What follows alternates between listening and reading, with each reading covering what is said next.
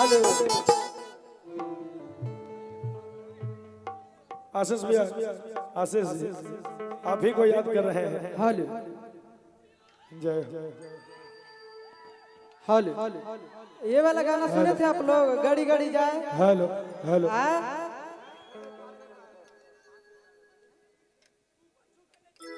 Hello. आप लोग सुबह सुबह एक बार मिजाज बनाइए ना, मिजाज नहीं बन रहा है।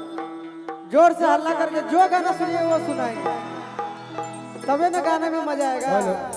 कहना क्या है? Hello hello hello hello hello hello hello.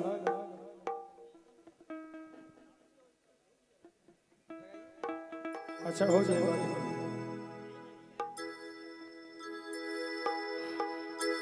Hello hello. कहना है क्या?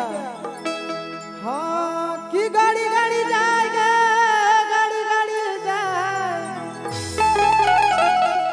हाँ गाड़ी गाड़ी जाएगा, गाड़ी गाड़ी जाए, आ तोर कमरिया पर ना जरिया हमर गाड़ी गाड़ी जाए, तोर कमरिया पर ना जरिया हमर गाड़ी गाड़ी जाए।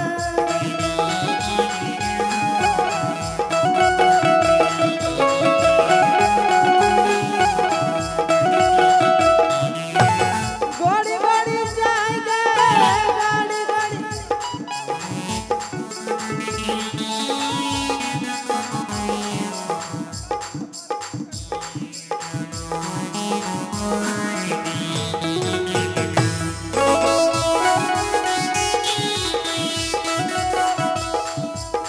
गाड़ी गाड़ी जाएगा, गाड़ी गाड़ी जाए,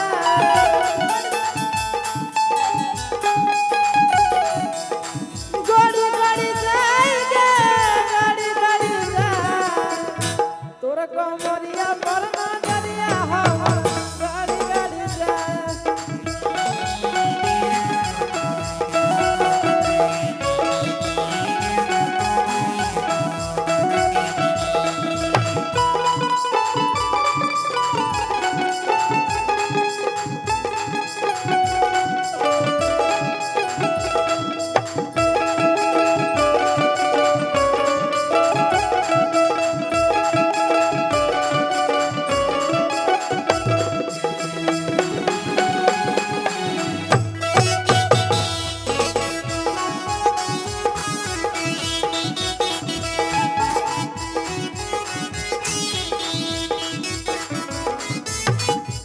और क्या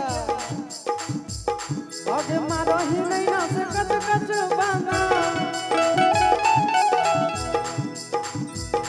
आगे मारो ही नहीं ना से कच कच बाना,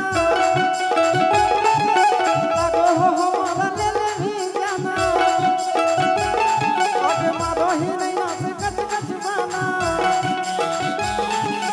आगो हो हमारा ले ले भी जाना। और क्या